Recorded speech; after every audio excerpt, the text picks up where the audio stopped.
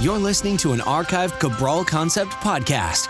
After listening to this show, check out the most up-to-date podcasts available at stephencabral.com/podcasts or search directly on iTunes. And now, welcome to the Cabral Concept, where board-certified naturopath and integrative health practitioner Dr. Stephen Cabral shares how he was diagnosed at the age of 17 with a life-altering illness and given no hope for recovery. It was only after studying and traveling all over the world did he discover how to combine ancient Ayurvedic healing practices with state-of-the-art naturopathic and functional medicine to fully rebalance the body and re-energize it with life. It's time to discover how to get well, lose weight, and finally feel alive again. And now, here's your host, Dr. Stephen Cabral. Thank you for joining me on our second house call of the weekend, where we answer our community's questions each and every weekend on Saturdays and Sundays. Of course, you're welcome to listen to shows anytime you get the time. So what we want to do today is we want to go through the questions we didn't get to yesterday. And so we have about another 8 questions or so that we're going to get to today. We've got lots of questions in the queue. So if you have sent in your own question to stephencabral.com/ask Cabral, which is where I take the Cabral House Call questions from, we will be getting your questions, but believe it or not, we have about 40 more questions already in the queue. So my highest recommendation is before you write in your question, simply go to stephencabral.com/podcasts and type in your keyword for your question. If it's arthritis, type in arthritis. If it is Meniere's, type in Meniere's. If it's dermatitis, type in dermatitis. And you're going to see that I probably answered that question possibly before. But I'm always happy to answer your question, and I will answer your question. It might just take a couple weeks to get to it. And one more thing you could do is you could go to cabralsupportgroup.com. That is a free Facebook group where we allow everyone from this podcast, our community, to join. And it's simply our health coaches. It's myself. We're all sharing positivity. We're all sharing hope and a way to actually get better or to lose the weight, any one of those things. So positive people are always welcome to join that group, and we'd be happy to have you.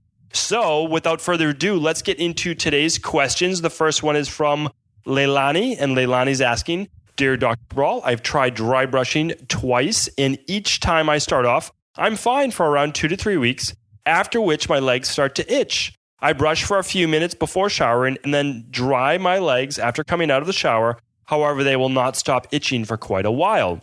Rubbing with a towel or just my hands makes it feel better for a bit, but then it just starts again. At first, I didn't see any strange like a rash, but then when I looked closer, I could just slightly make out some small white spots. Eventually, the itching will go away 10 to 30 minutes later, but sometimes when I sit on the train, if my legs make contact with something, it can kick off again. So this is a longer question. So remember, you can always just go to stephencabral.com and then today's show notes page for the full question. So just go to stephencabral.com/604 today. Every lab test, every food, every nutritional supplement, every question in full for today's show will be found at stephencabral.com/604. So if I mention something, it'll be on that page. All right, so let's answer Leilani's question. So Leilani, just know that I've read your entire question and I'm happy to help. So oftentimes with this, unless we are lab testing or we're looking for anything in terms of how the immune system works, we're not always exactly able to find out what, but I'm going to give you a solution to your issues that you're dealing with right now. Okay, so what are some possible issues? Well, there can actually be a contact dermatitis-based issue, with the dry brush itself, causing that type of reaction. It could be the specific bristles on that brush. So you could try a different bristle. Some are made from like camel hair. Some are made from a synthetic product. So you might want to actually change that. It could just actually be the effect of you brushing your skin, and you brushing your skin could actually set off a different type of histamine or cytokine-based response in your body, almost like an allergy-based response that is possible with an increased Th2 immunity, meaning that if you are someone that's more prone to asthma or allergies, that might not, it's rare, don't get me wrong, this is rare, but it might not be uncommon. I've heard of it before. So what can you do so that you get the same effects as dry brushing, but you don't get this type of an effect? Well, one thing you might want to do is just stop the dry brushing for a week or two and use sesame oil. So when I was in India and I was in Sri Lanka and we were doing this special type of massage called Abhyanga, you can do this the same exact way with anyone, and you can do it on yourself. And I teach this. So what you do is you still start at the ankles or you still start at your wrists, and you're going to move towards your heart. And you do that with sesame oil. So you're actually massaging the same exact way with the dry brush as you would with the sesame oil. You're getting the same lymphatic-based benefits. It doesn't have to be a strong massage, just like dry brushing is not a strong brush. So you're going very lightly with that. So again, tune back into the previous podcast on how to dry brush, but essentially you're going from your knee to your groin, and you're going to do that 3 times in each spot, just kind of moving up, from the knee to the groin. Then you're going to go ankle to the knee and then all the way up the leg. And then you go from the wrists to the armpits. So you get the lymph nodes right there in the armpits. And then you'll massage down your neck to your collarbone. And then you can do your stomach in a nice little circle as well. So all of that will be great. And then you can get in the shower after that. I think that's a fantastic thing to do anyways, so that you'll be totally good with doing the sesame oil, organic sesame oil, cold pressed. And then you can maybe do dry brushing once or twice a week with a few days spread out, because it seems that you don't react until you've been doing it for a while. So hopefully that helps answer your question.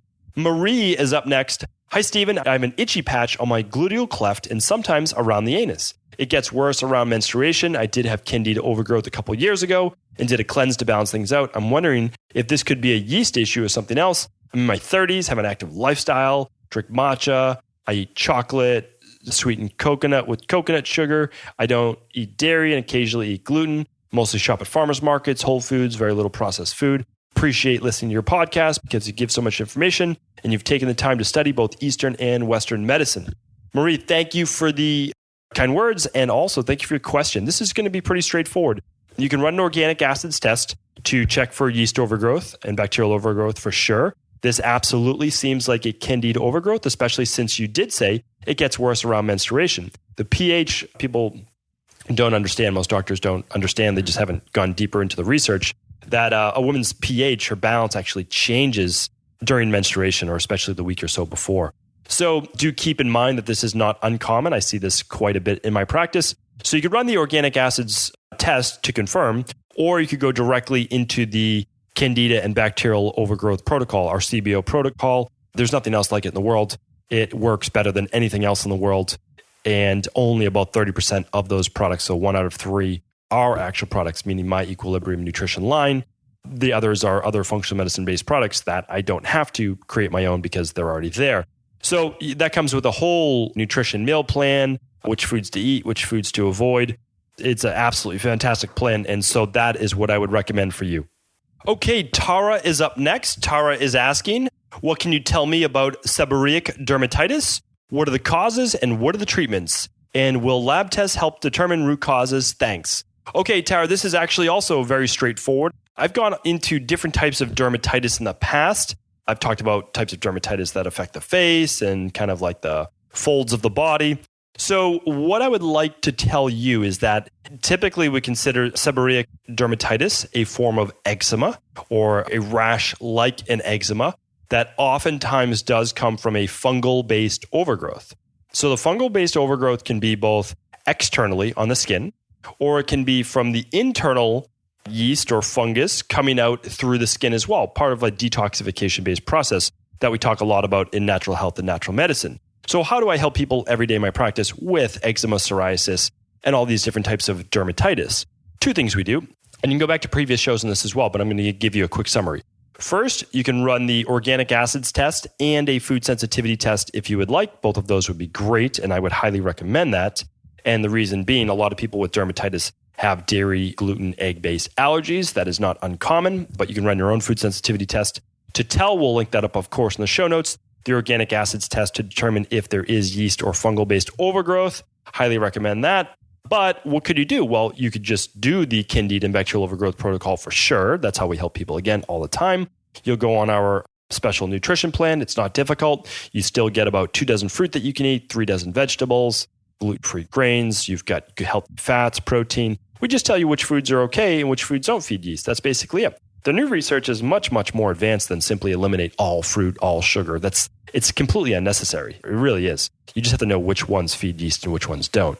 The other thing is, for a topical wash, you could use apple cider vinegar first as a wash or a toner, however you want to think about it. And then afterwards, what you can do is you can use grapefruit seed extract drops or tea tree oil. People use both with very, very good results. Typically, I'll start with one or the other. So I'll start with just grapefruit seed extract oil, mix with just a little bit of olive oil, about 2-3 drops, mix with about a teaspoon or so of olive oil.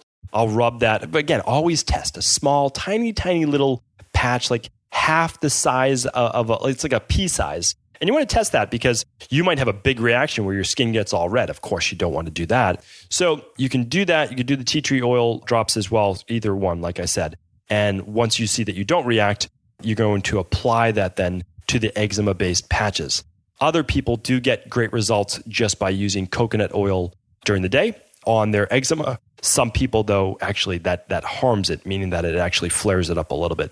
With a little bit of trial and error for your body, you'll find out what works best. The grapefruit seed extract drops mixed with a little olive oil, or the tea tree oil drops for external apple cider vinegar as a wash. And you can even just dab it with an organic, non-bleached cotton ball if you wanted to on the eczema. So please feel free to rewind that, listen to it again if you'd like. All right, Stephanie's up next. Stephanie's writing in, "Hi, Dr. Cabral. First off, love the podcast. Daily ritual for me. I'm writing because I just finished the 21-day detox with the sole purpose of trying to get rid of lifelong acne. I took prescription drugs for 15 years."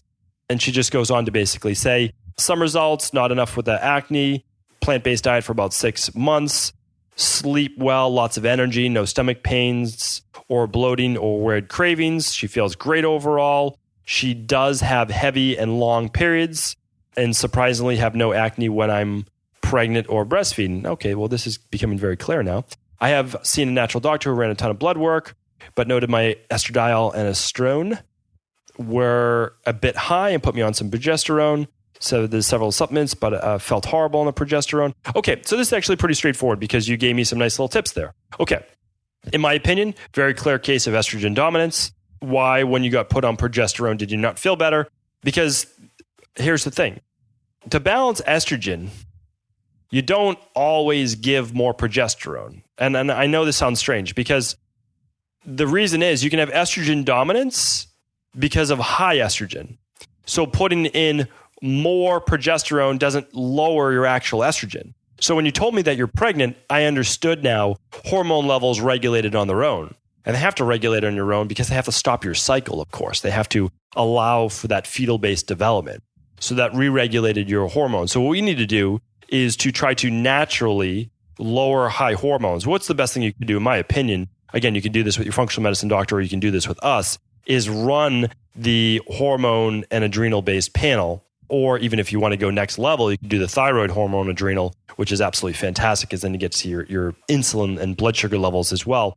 Because blood sugar, hemoglobin A1C, those types of things do affect estrogen levels. What do we need to do? I'm going to be doing a whole show on estrogen dominance. So please do check that out. That's going to be about a 15 to 20 minute show. That will be literally everything that you need to know about this. But right now, you could certainly start using the DIM Evail. So it's DIM. It helps with the estrogen conversion. That will certainly be helpful. The detox will help. And I know that you didn't get as much results as you wanted, but you still have to clean out those toxins. So what I'd recommend is just following something like the Dr. Cabral daily protocol every morning. So it's a light detox on a daily basis. And that's your 22 organic fruits and vegetables powder, your all-in-one, and then that probiotic for your gut.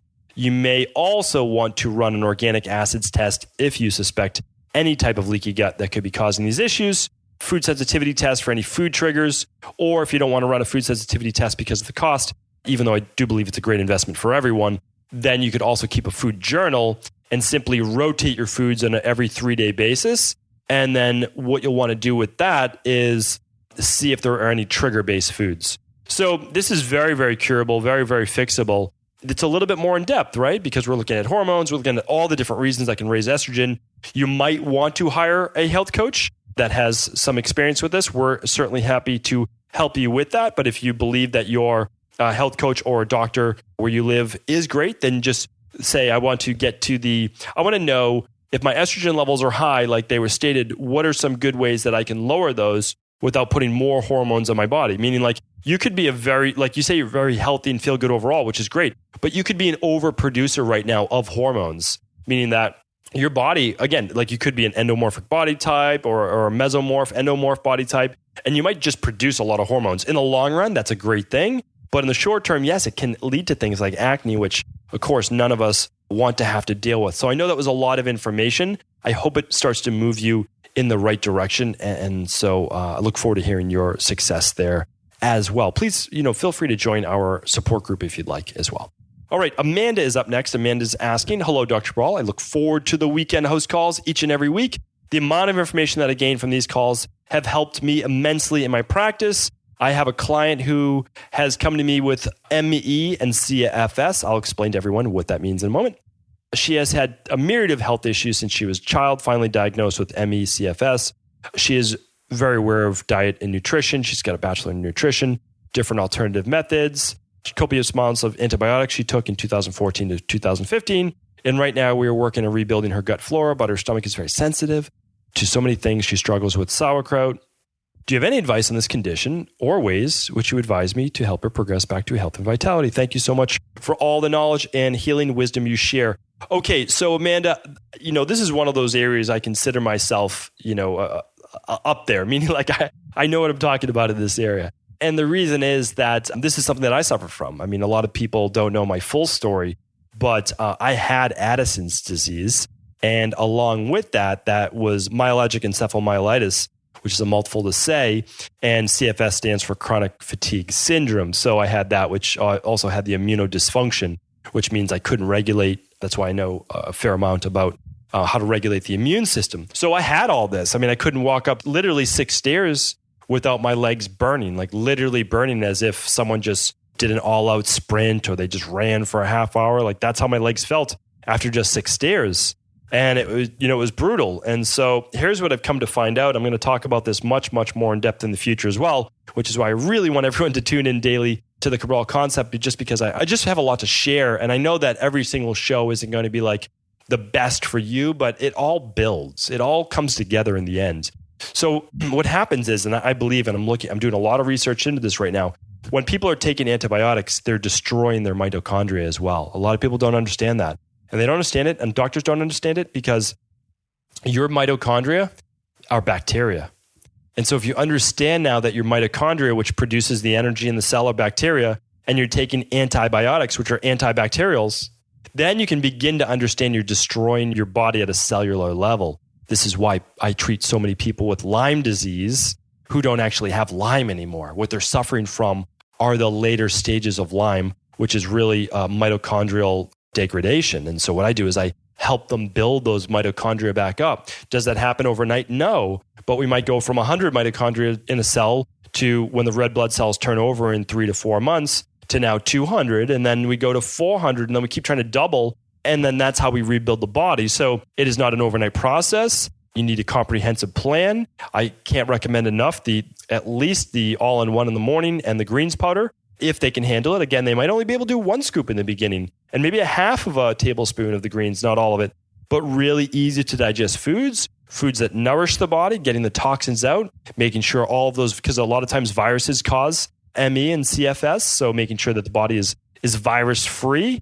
And just really a comprehensive plan, not doing too much exercise. I always relapse. And the reason I relapsed, I started to feel good. And then I used up all my energy in the gym, and then I crashed again. So you really have to just slowly build back up, get on a good sleeping plan. My upcoming book will literally detail how to heal the body no matter what it ails from. And I know that sounds like it's a tall order, but once you understand how the body breaks down, then you can understand how to repair it. So Amanda, you're doing great work. Keep up the amazing work and start looking into how to rebuild those mitochondria from a cellular level. Okay, Tony's up next.